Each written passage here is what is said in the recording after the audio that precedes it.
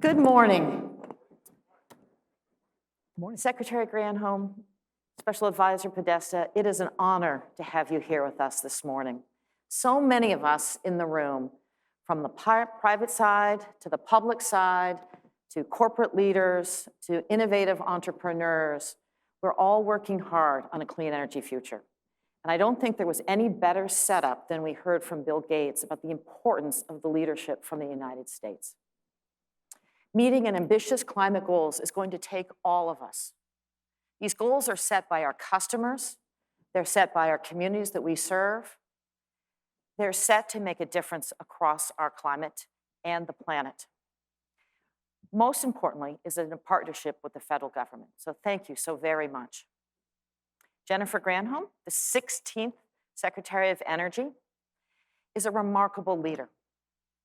Her infectious can-do attitude and focus on deployment, and results is truly making a difference.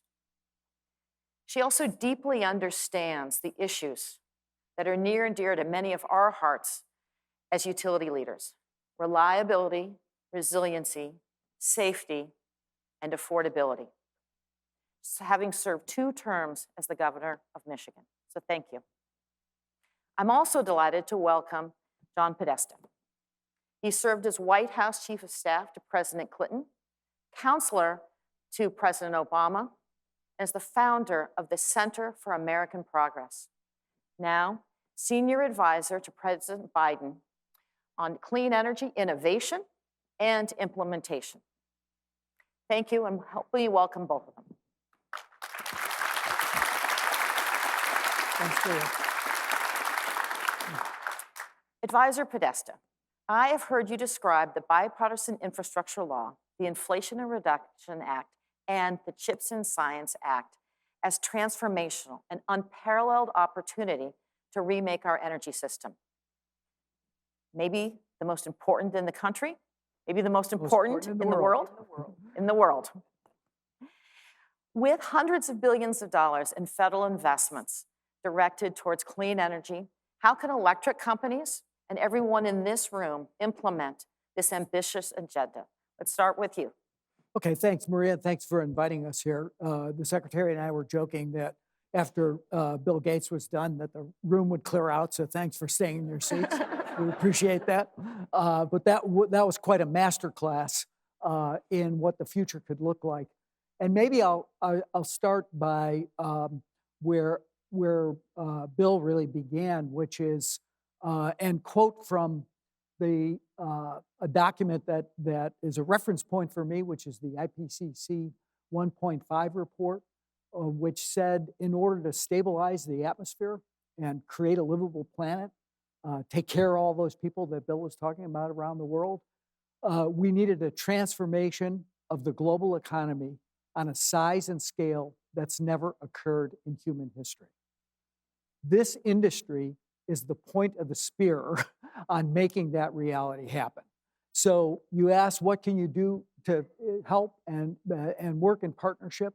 I think building that energy system, taking on the challenge of that increased supply of electricity, so much of the rest of the economy can reduce its emissions as we move forward. Doing that by taking advantage of the provisions in the Inflation Reduction Act and the money that was available through the Department of Energy, and most particularly through this 10-year of solid tax support that's in the system now as a result of President Biden's success in passing and now defending the Inflation Reduction Act, is really, I think, job number one. But I would say, and again, referencing back to this morning when Warner was giving the well-deserved tribute to Tom, and he said, Tom's focus is was always be customer-centered. And I think right now you're serving 250 million people around the country. They know something passed.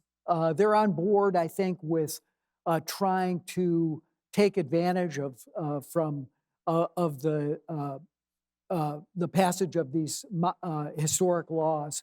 But the individual ability to reach those customers, understand them, educate them about the benefits they can have from taking advantage of the consumer-oriented provisions, particularly the rebate programs that the Energy Department will run through the state energy offices, through the tax credits. I know that the association and the individual companies are doing a lot to make sure that people know how much money they can save, how much cleaner they can help make the environment, and in essence, move on to this clean energy future that we've all been talking about. Yeah. Thank you. Madam Yeah, Secretary. great. So first of all, when you look at that big picture, Bloomberg has estimated that by 2030, there will be $23 trillion worth of investment globally in this clean energy future. And the question is, which nation is going to capitalize on it? And we think we know now, because of the most aggressive incentives in the world, that the United States has become the irresistible nation for investing in clean energy manufacturing, particularly. Those manufacturing plants, there's about $200 billion of manufacturing plants that have been announced since the president took office. Amazing. They're all going to require a lot of electricity. And that demand, obviously, you are the tip of the spear. So please, if you haven't already, apply for these programs. So we have the GRIP program, the Grid Resilience and Innovation Program. That's $10.5 billion. Some of you have applied. They will be in rounds. That first tranche will be announced at the beginning of the fall. We have the Transmission Facilitation Program, another $2.5 billion to encourage the build out of new transmission. We've got the Loan Programs Office. That's got $12–15 billion worth of funding that we are encouraging folks to apply for, whether it's doing big projects or innovative grid projects. We want you to take advantage of all of this. And I will say this, one thing that you can do to help, in addition to apply, is to deploy. The notion of having to add 2,000 gigawatts to the grid to be able to get to the goal of 100% clean electricity by 2035, that is going to require, as you were all just discussing, as John was mentioning, a massive build out of the capacity of the grid. So all of this is so critical. So deploy, and your help and your gratitude I express for those of you who have been providing feedback to the Department of Energy. Super important. We want to hear and have an ongoing, and this is why we're so grateful for the relationship with EEI. So glad that Maria serves as the representative for this sector on my secretarial energy advisory board, and has been incredible about providing us with direct impact and bringing in people who can help us plan all of that. So continue this two-way conversation so that we get it right as we do this massive build out together. Secretary Advisor Podesta, we are all here to make this happen, and this partnership is so critically important. Advisor Podesta, you've had a tough couple of weeks. Congratulations on the successful passage of the bipartisan debt ceiling legislation. And we know that compromise is super important, but also very hard, particularly in DC these days. As we walk through the Fiscal Responsibility Act, both from the funding perspective as well as from the siting and permitting perspective, can you give us some insights? Sure. Well, look, playing around with full faith and credit of the United States is could be catastrophic. And fortunately, I think the president said from the outset, we will not negotiate over that. That's sacrosanct. These are obligations we owe. We're going to pay them. The consequences of going into default would have been devastating with millions of people losing their jobs, with American leadership devastated, and the people's retirement security put at risk, et cetera. That didn't happen. We sat down, we found an honorable compromise. Nobody got everything they wanted, but I think we found a path forward as a result of the president's negotiations with Speaker McCarthy that did several things. First of all, it preserved Social Security, Medicare, and Medicaid. Those were red lines for us. It reduced the deficit by an additional $1 trillion over the $1.7 trillion we had already accounted for in the early part of this administration. And it did something that was, again, really a bottom line for us. It protected those investments that were so hard earned, the bipartisan infrastructure law, the CHIPS and Science Act, and the Inflation Reduction Act. It was really the latter that was most sort of on the table. That was what the House Republicans had targeted. And we preserved those, and therefore we preserved, again, that 10 years of certainty that companies need in order to plan and make these big plays. We're not going to create that cycle of innovation, that cycle of investment, unless people know what they can count on, and we're there to protect that. And I think as a result of the investments that the Secretary talked about, I think it's going to be easier each time we have this fight, because people are seeing real jobs created, real investments happen, steel in the ground. Those are very, very hard to uproot. I think that there was a vigorous debate about reforming the permitting process. The administration has been in favor of that from the get-go. We've tried to use our executive authority. I commend the Secretary who pounds on all of us in the White House every day, particularly on the question of getting transmission built in this country. We put out an aggressive agenda that we think would particularly improve clean energy siting and build out. We didn't get everything we wanted. We settled for a modest bill. They wanted some things we found unacceptable, but we accepted. We found our way to a modest agreement that will speed up. I think permitting will be helpful in the clean energy space. That requires a single agency lead, a more consolidated record, sets timelines on environmental assessments, environmental impact statements, creates a little bit more certainty on how that process will take place, which works in conjunction with what we're trying to do in coordinating the whole executive push on permitting.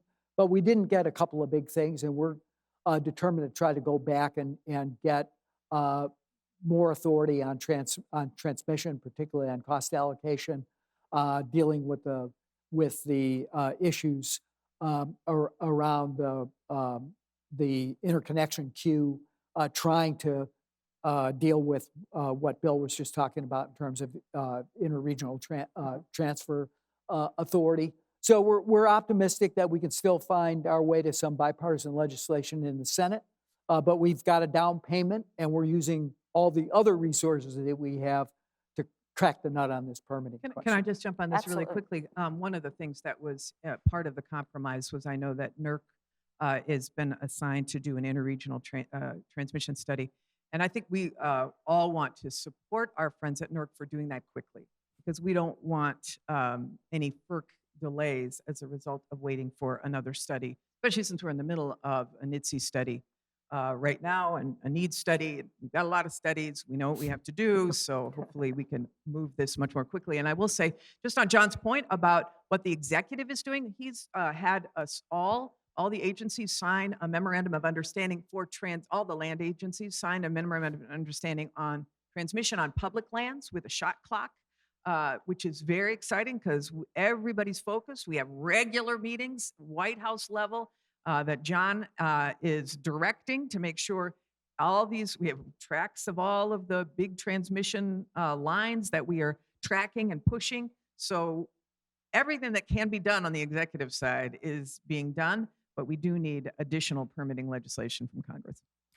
Thank you for your leadership. I would say there's no question that the utility industry is focused on transmission, and the differences that you've made already will have a big impact. I would also say on the federal land side, there isn't a transmission project in the West that isn't touching federal lands. So thank you so much for all that you've done.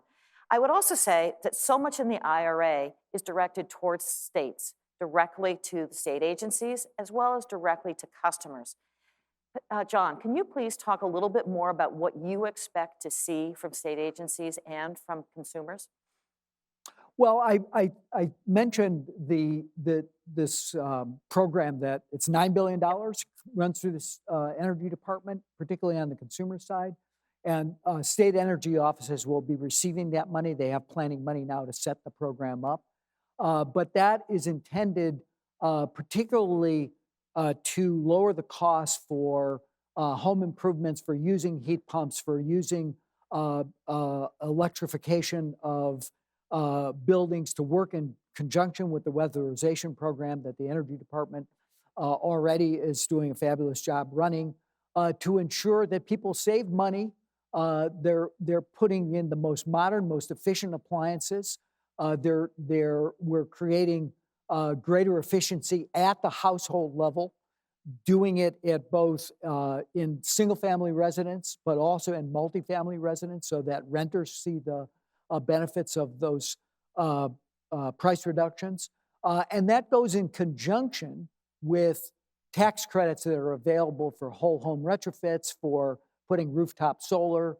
We'll soon start the process of application for another really important lending program that will be critical to the states, which is the Greenhouse Gas Reduction Fund, the kind of green bank that was part of the IRA. One of those programs is we've dubbed Solar for All, which will really help states and the entities they've set up, the state green banks and other related nonprofit agencies that work with the states, to help consumers be able to deploy rooftop solar through this lending facility, and to create borrowing authority for larger projects as well. So we're very excited about the whole complexion, but states and cities are our partners.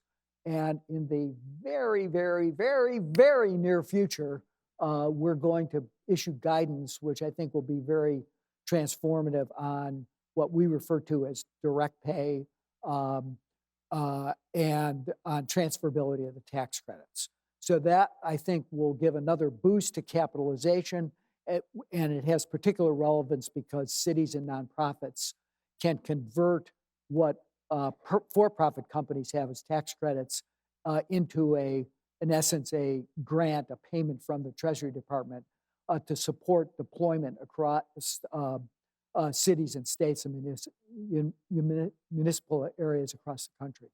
Well, clearly, change of this magnitude is going to take all of us. And the way you have excited and pushed this out to all of our consumers is going to be game-changing for utilities and everyone in this room.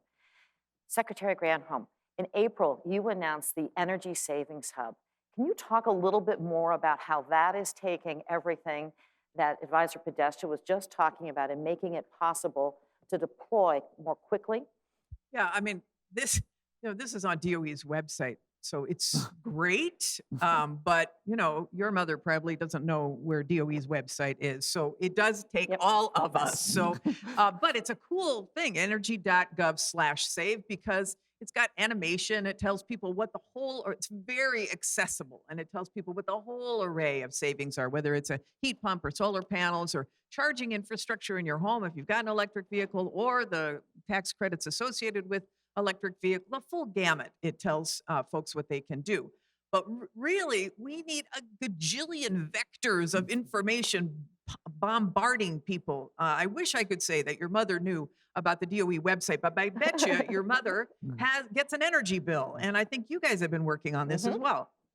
We have. And the one thing you're going to see up on the screen is the consumer rebate tax website that EEI has just released. This will allow for all of EEI's member companies to access this through our own websites in every single one of our states across the country and help deploy to our nearly 250 million customers that we collectively serve. Remember, Maria, you and I talked about this last year, how the dairy industry had this whole get milk program, right?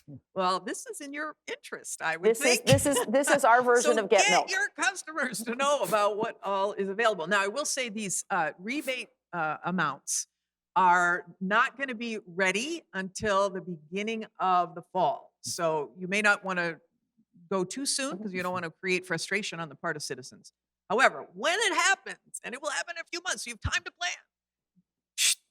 Okay, we've got Get our, electrified, or whatever your motto is going to be. we've got our charge now. We got to figure out the milk mustache for a heat pump. There you go.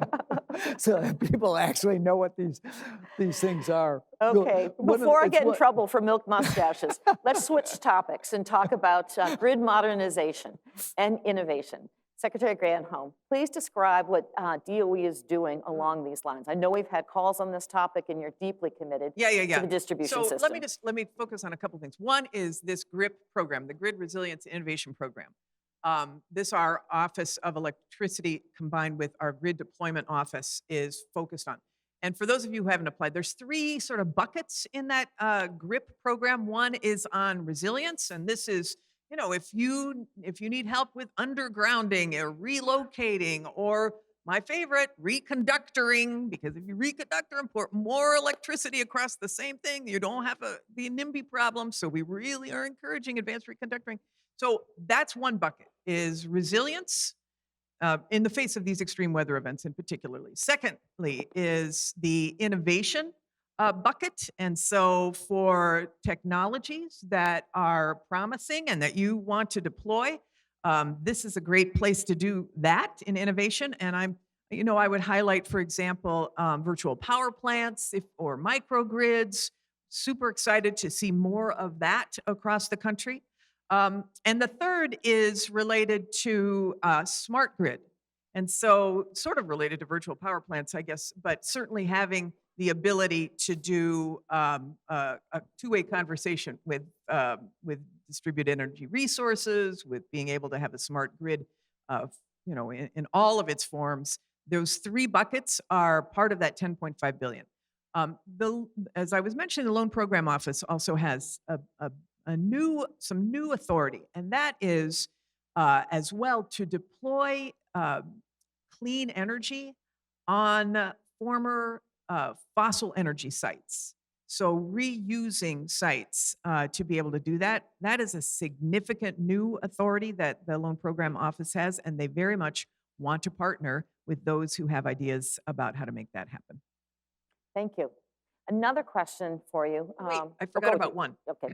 which is the Transmission Facilitation Program, and that is $2.5 billion. And that is if you are planning a new line and you're not sure about your offtake, you're not sure who's going to be a partner, $2.5 billion, the government, federal government takes a position early so that you have some certainty, de-risking it for you, and then you pay it back. So it's a revolving fund, but when you fill up the line, then you pay it back. And so it allows for the risk to be taken out of early decisions to deploy transmission.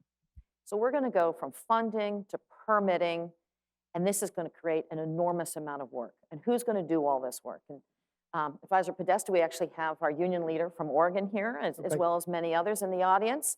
We were talking earlier that the key is going to be workforce development. Can you talk a little bit about what the administration is doing to ensure workforce development? We also were just talking about education and the need for more systems engineers.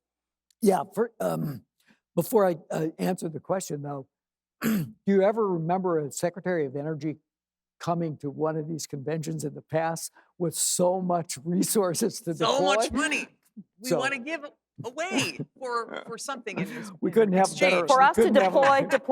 Couldn't have a better leader, but I just kept listening to that. And Ernie Moniz is kind of He's bummed out. On workforce, look, it's a huge challenge. University of Massachusetts estimated that the IRA alone, not accounting for the bipartisan infrastructure law and the CHIPS bill, will create 9 million jobs over the next decade. We're very excited that the program itself includes incentives to build out training in the form of getting a very, very substantial bonus for paying prevailing wage and using certified apprentices.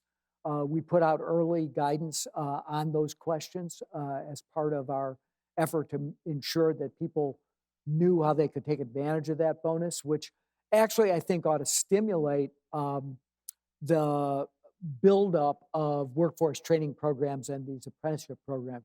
We see that happen with the IBEW in the charging program already. And the building trades have a very good program going with the Urban League to try to reach populations that have often been missing when it comes to trying to draw people into the workforce, women, minorities, et cetera. But we are trying to consolidate and work with the localization of workforce training because, quite frankly, if you're doing manufacturing in Michigan or the suburbs of Atlanta, it's a little bit different than offshore wind in the Northeast. So it's really important to get to localize what the skill levels that are needed, draw in the community colleges, bring in even the high schools, map out what the needs of the private sector are, and then use the training dollars that are available through federal and state resources to get people into those jobs. The great news is, these can be very good paying jobs without requiring a high school, college education, a 4-year college degree. So I think there's excitement in the country about it, and we just need to get it done. We've just announced with the support of the First Lady, Dr. Jill Biden, the creation of 5 worker training hubs, if you will, in 5 cities around the country to really serve as examples for the rest of the country about how to get this done right. Well, thank you. I just want, one of the incentives, of course, is to compensate companies for apprenticeship programs, getting a 10% bonus for using apprentices. That too is really important and part of the local strategy in partnership with community colleges. And the IBEW has such an incredible apprenticeship program and are working with, for example, in Los Angeles. I was just there at the same day that the president was in North Carolina, I think it was. With an organization that's doing returning citizens from prison, working with the trades to be able to train them for these jobs. As we worry about the workforce shortage, I think it's important to tap all talent if we can. That's a great segue to a just transition, something I know that you care deeply about. Do you want to talk about how you're leading to ensure that the president's Justice 40 initiatives are carried all the way through? Yeah, this is really important as we consider the opportunity for all of America to benefit from this clean energy economy. The president signed his first executive order, which was Justice 40, which means that 40% of the benefits of this clean energy, all these investments, the benefits go to communities that have been left behind, communities that are disadvantaged, whether they're energy communities who are seeing workforce transition away from traditional energy or disadvantaged communities who are on the front lines of receiving, unfortunately, the pollution detriments from being near fossil communities or who just have not been included in economic opportunities. So I'll just elevate 2 pieces that I think are very important what we're doing. So part of the bipartisan infrastructure law, obviously, are grant opportunities. And in the grant opportunities for the private sector, we are requiring, particularly, for example, in hydrogen hubs, community benefit plans where the grants are evaluated. 20% of the grant is evaluated on the community benefit plan. Is the community at the table? Is there a workforce strategy? How are we making sure that that we are doing this with the community, not to the community? So that's one, is community benefit plans. The second is that, we often hear the terms structural inequity, structural inequality. What the Invest in America agenda has done is really embed structural equity. And so, for example, if you wanted to do if you're a developer, a solar developer, and you were considering going to a community that has a large percentage of public housing.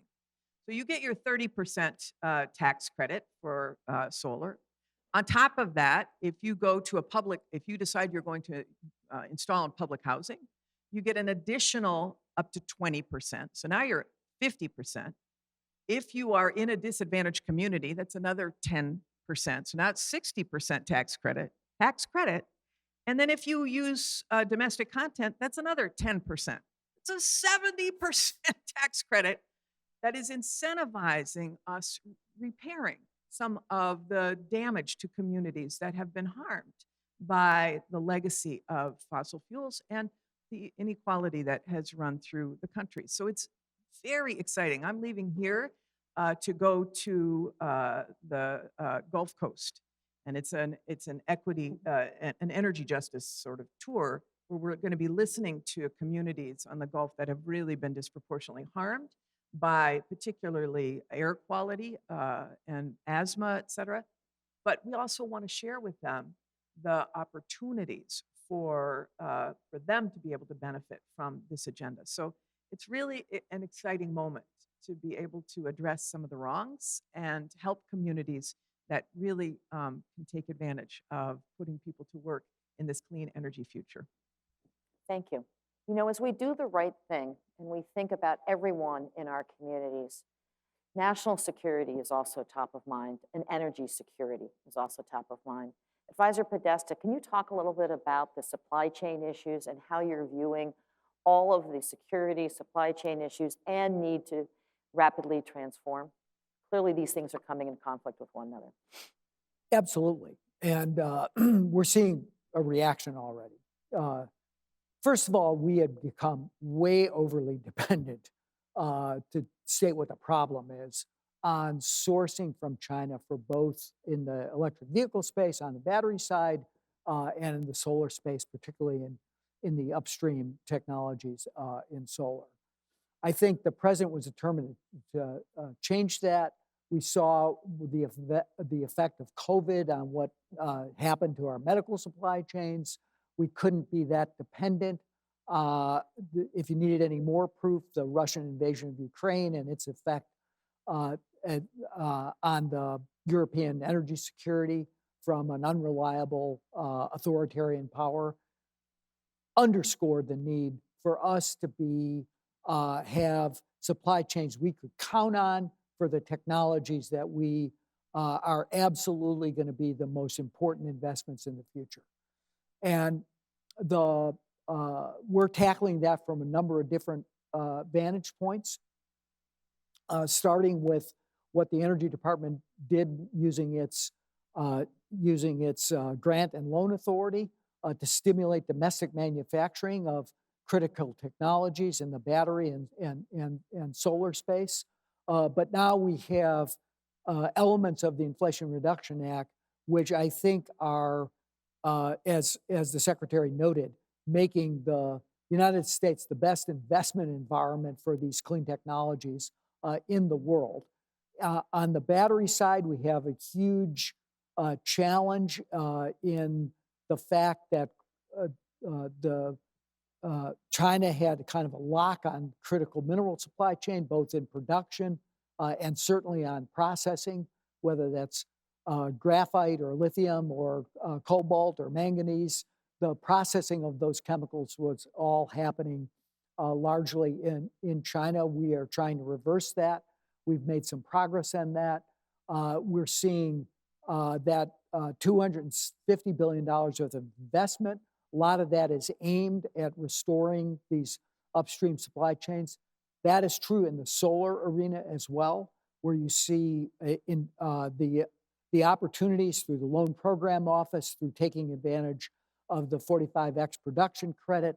You're seeing, again, huge interest in sourcing and making things in the U.S. all the way up through not just at the module level, where now Credit Suisse just recently predicted that 90% of modules will be manufactured in the United States, but up through the chain, through cells, through wafers, and we're seeing even interest in investments in ingots and poly in the United States. And of course, we need to do that with our friends and allies too. We can't No matter how hard we try, we're not going to source particularly all the critical minerals in the United States.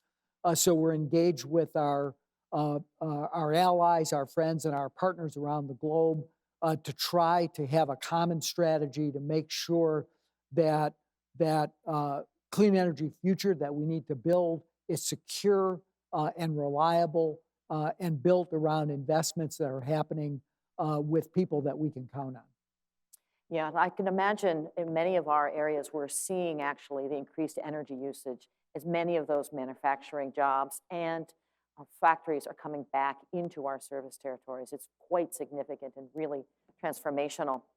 Madam Secretary, I want to acknowledge, we just have a couple of minutes, that your leadership on the Electric Subsector Coordinating Council, the meeting that David Turk just held with the industry here, the partnership, the group led by Stan Connolly of Southern Company and Bill Furman of Berkshire, has made a remarkable difference over the last decade.